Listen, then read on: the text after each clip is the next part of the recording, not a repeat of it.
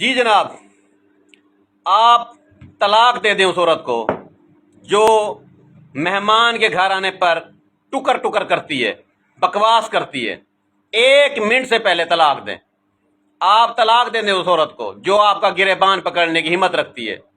آپ طلاق دے دیں اس عورت کو کہ جو آپ کا گلہ سنتی ہے یا پیٹھ پیچھے آپ کا گلہ کرتی ہے۔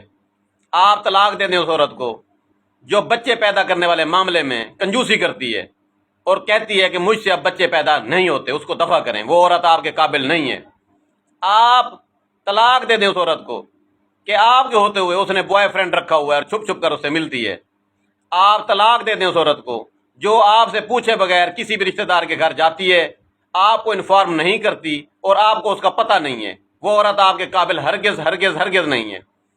آپ مہربانی کریں، طلاق دینا سیکھیں۔ طریقہ نہیں آتا تو مجھ سے آ کر پوچھیں، عالم دین شہزاد حکیم بیٹھا ہے۔